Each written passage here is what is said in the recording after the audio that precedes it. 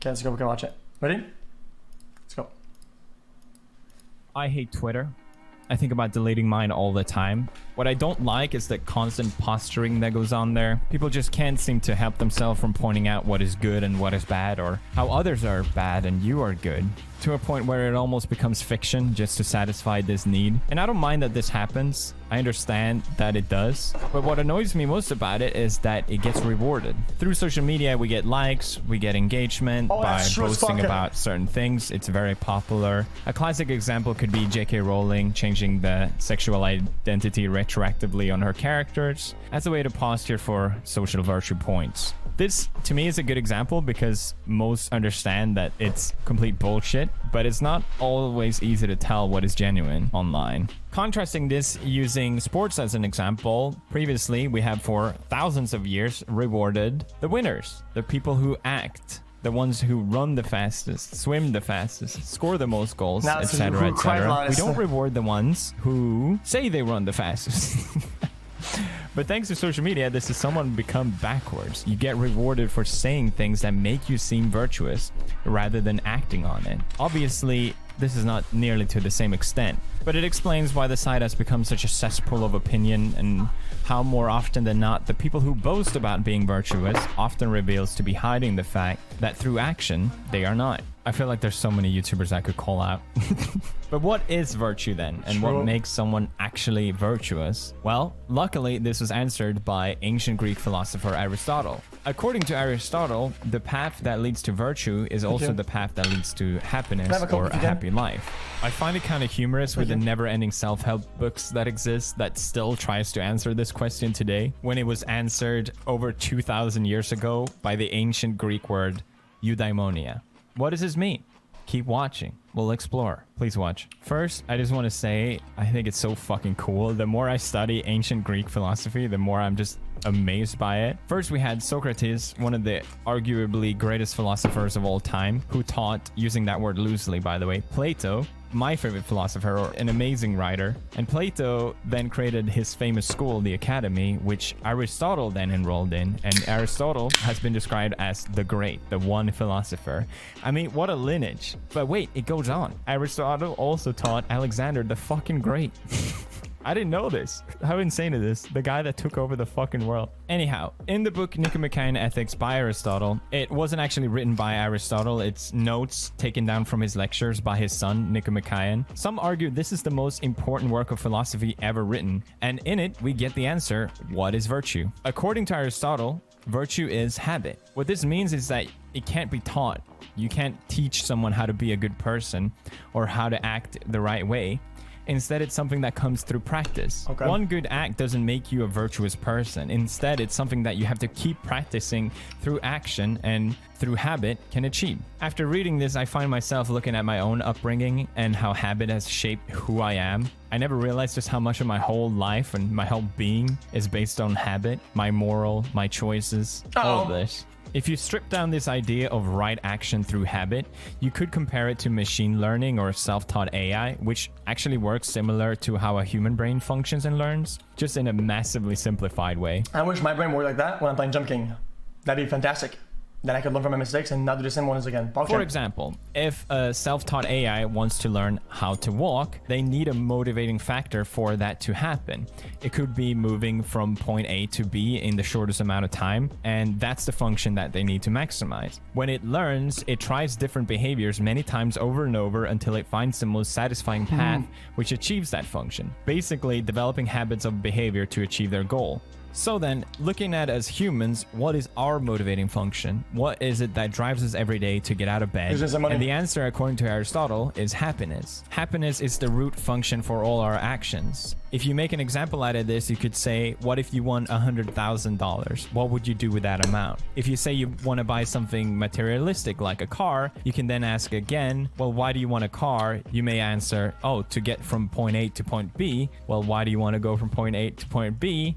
You may answer to achieve a certain goal. And why do you want to achieve a certain goal? Well, achieving goals makes you happy. Similarly, if you said, well, I want to save my money because I hope in the future that it will make you happy. So then, if happiness is our function, then why aren't we all happy? Why is it so difficult? Well, it's complicated and difficult to achieve. Since virtue is achieved through action and habit helps us guide us through those actions, Aristotle points out that there's an excess and deficiency to each of our actions. He describes this with a couple different examples, which I think is kind of funny because his goal is to describe what makes someone virtuous, but when I read it, it just made me think of how many ways you can fail as a human. If you're too scared of something, then you're a coward. But if you're too fearless, then you're overconfident. Aristotle put a lot of emphasis on communication. If you get offended by humor too much, then that makes you boring. If you make too many jokes, then you are seen as unserious. If you're too sad, you're depressed. If you are not sad enough, you might seem cold or unbothered about certain things. He lists out many of these examples on how to fail as a human, but he points out that between each of these examples, there lies the golden mean. No, not the golden meme, the golden mean. It's here that the virtuous person acts each time, and through habit only can you find this mean in each situation you find yourself in. But he also puts emphasis on the capacity of each person. Some of us can only act within a certain frame based on who we are. For example, say you see a fire in a building happen and you run in to save someone, which is seen as brave and virtuous. But if you're not strong enough to act on this, you could get trapped in the house along with the person and then causing more harm. You should therefore understand your capacity to act and then instead call the fire department as a way to help. And through that way, you act virtuous within your own capacity. This leads us back to the word eudaimonia, which technically translates to happiness, and it's a state of well-being that you achieve by finding the golden mean through right action and through habit. But what the word really means isn't happiness, it's more human flourishing. For many of us, there exists a gap between what we perceive ourselves being capable of and what we have actually achieved. And this gap creates anxiety for us. For some, there might even be the opposite situation where you are able to achieve more, but you just don't recognize it yourself. Eudaimonia isn't therefore being happy all the time. That would just be another extreme to the mean, but rather is acting virtuous because you enjoy being virtuous, and it's realizing your potential. And this is digressing, I feel like. That is the key to happiness. That is the key to eudaimonia. And that is my summary of Nicomachean ethics. By the way, fuck Twitter. Wait, that was it?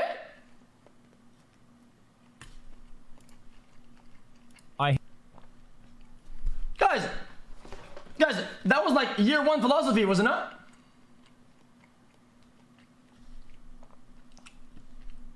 I'm so confused.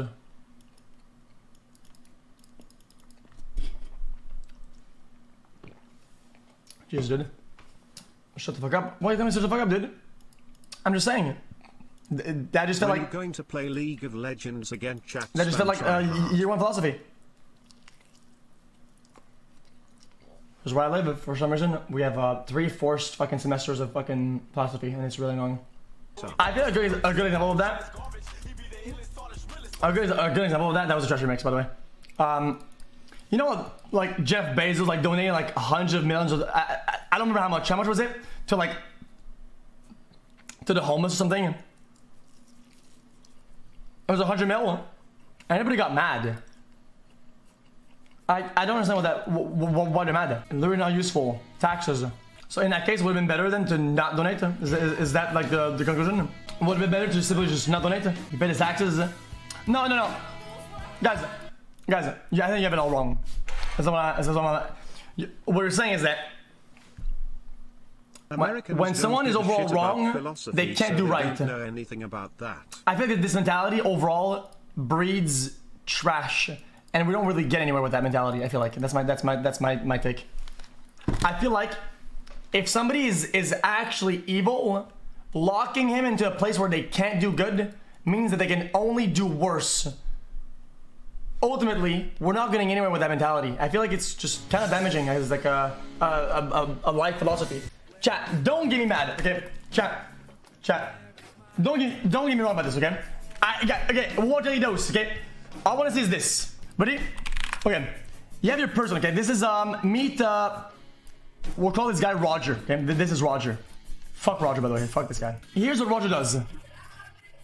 Roger is steals from banks. Jeff Bezos spent money to crush some law and taxes that would have helped the homeless right before donating $100 million He kills. in stocks. It's a PR stunt and he's He investing money to yoinks. screw over homeless people in the Yeah, long run. you're and not wrong. save I remember money that. on taxes. Yeah, you're not wrong. But I'm talking about this. Can you give me a minute? 3 months since when partially. He does all this, right? Right.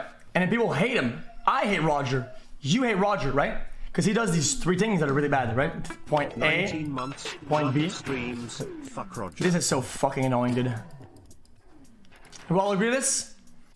So if Roger decided that the next morning he wakes up, dude, Being an and for some advice reason, talk about mentality when you quit a jumping game because you are absolute dog shit, lol. he doesn't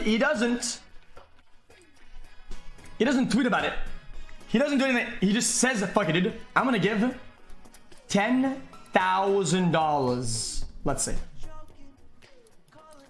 for all the cats that were thrown around in streamers' rooms. Holy shit, man, that helps a lot. It's kind of pog, right? But then, everybody talks about it and they're like, yo, dude, fuck that guy. And people are mad about this, right? But why? Why? And then you get the argument says, yeah, but it doesn't matter because he does this. Okay, I agree, but he could have not done this.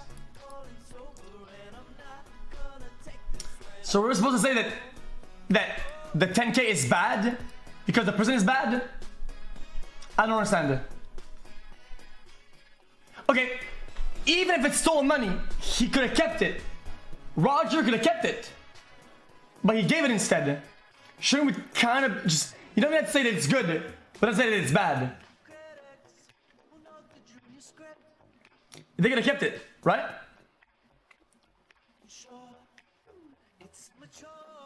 Hello?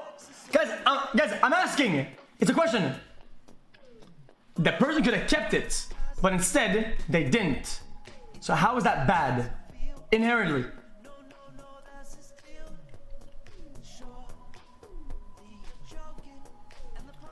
It's not genuine. Okay? But the money still goes to good, even if it's stolen. So how is it bad? The person could have kept the money.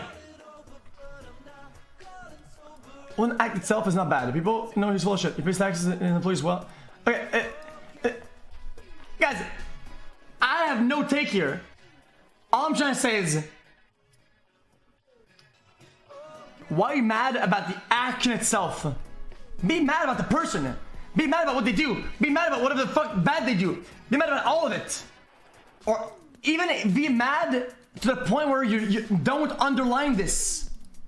But don't say that it's negative. That's so bad. Because they could have kept it. No, because you teach people that it's okay to still donate. No, that's not what I said.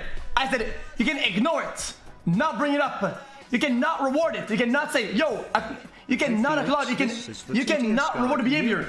But you have to go against it. Because then you give the message of the opposite. That you should not donate if you're wrong, and you should not do good if you're wrong. Then fuck it. We don't go anywhere. We're stuck.